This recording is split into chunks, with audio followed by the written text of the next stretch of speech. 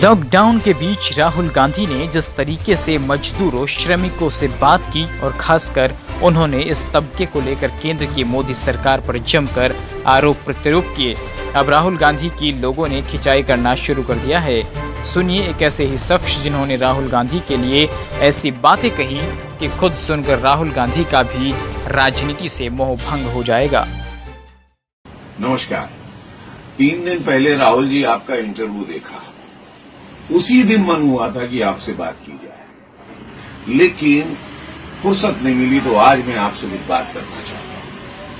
आपने कहा नरेंद्र मोदी का लॉकडाउन फेल हो गया। नरेंद्र मोदी ने कहा था कि 21 दिन के बाद कोरोना खत्म हो जाएगा भारत में। राहुल जी, आप 135 साल पुरानी पार्टी के नेता हैं, पूर्व अध्यक्ष। कम से कम कुछ होमवर्क करके आया करिए, कहने से पहले कुछ सोचा करिए। मजाक होता है इन सब बातों से। नरेंद्र मोदी ने कभी ये नहीं कहा था, बल्कि उन्होंने कहा था कि 21 दिन का लॉकडाउन बहुत जरूरी है इस देश के लिए। अगर ये लॉकडाउन 21 दिन का नहीं किया गया तो 21 साल देश पीछे चला जाएगा।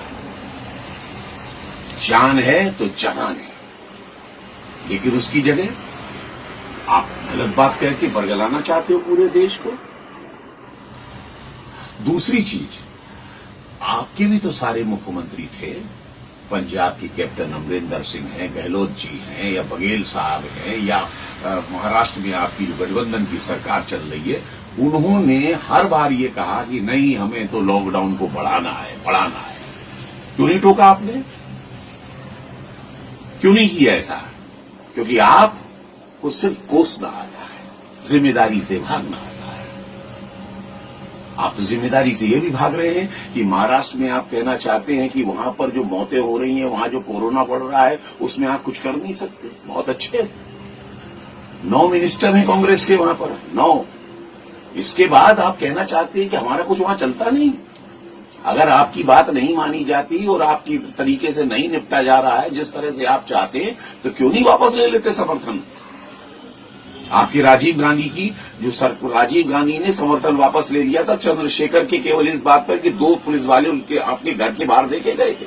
और आप यहां कहना चाहते हैं देश इतनी बड़ी त्रासदी में आप कुछ करना ही नहीं चाहते। राहुल जी, एक जिम्मेदार होने के नाते कुछ राष्ट्र की सेवा करिए, बरगलाइए मत, कंफ्यूज मत कीजिए देश को।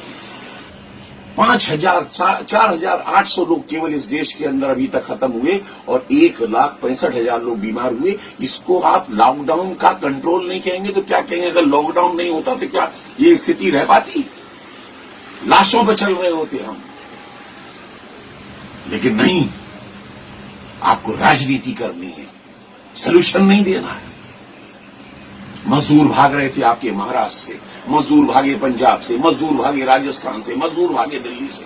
आपने राष्ट्र हित में एक बार भी कहा मजदूर भाइयों जाओ मत, कांग्रेस आपके साथ खड़ी है, आपको सपोर्ट देगी, आपको भोजन देगी, आप रुकिए, राष्ट्र को जरूरत है, फैक्ट्रियों को काम की जरूरत है।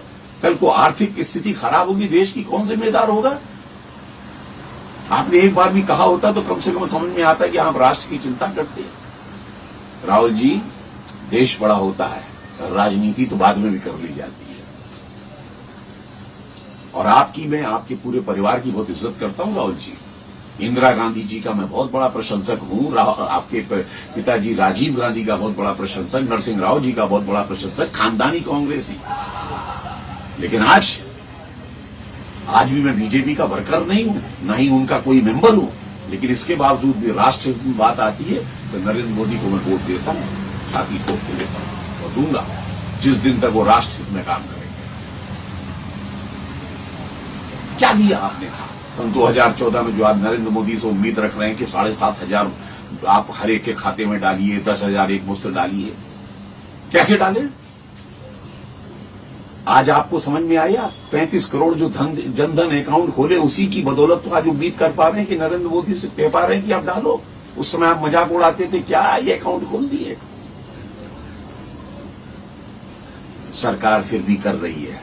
आप लोगों ने तो खोखला करके इस देश को छोड़ा था और आप कहते हैं हमने देश के लिए बहुत कुछ किया। क्या किया? सन 47 में हम आजाद हुए, हमसे 2 साल बाद चाइना आजाद हुआ।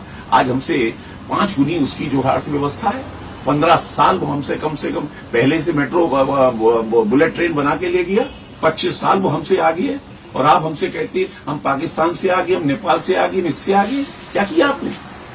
और जो भी कुछ किया, अगर आप कहते हैं मोबाइल आया, कार आई, ये आए, सब नेपाल में भी मिलती है और लंका में भी मिलती है और ये सब कंट्री में है और यह ऐसा हमेशा होता चला आया। लेकिन आपने इस देश को कहां बनाया?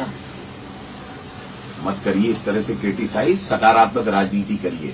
राम जन्मभूमि जैसा मुद्दा सुलझाया गया, आपसे एक बधाई नहीं निकली। बड़े बड़े मामले यहां पर किए गए, सीए जैसा कानून लाया गया जो बिल्कुल देश हित में था, राष्ट्र हित में था, जिसमें मुसलमानों की कोई नागरिकता नहीं जा रही थी। इसके बावजूद आप लोगों ने भड़का दिया कि उठ के आ जाओ।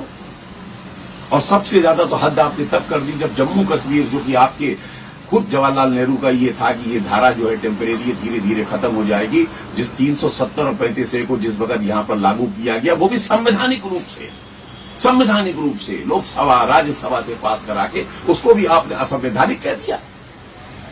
जब आपको मालूम था कि पाकिस्तान उपद्रव करा सकता है, जब आपको मालूम था वहां कर्फ्यू लगा हुआ है, जब आप जानते थे इंटरनेट बंद है, जब आप जानते थे शांति, फिर भी आप वहां पहुंच गए थे कश्मीर में, केवल इसलिए कि किसी तरीके से डिस्टर्ब किया जाए, इस पूरा जो 370 हटिए इसको मतलब बदनाम किया जाए।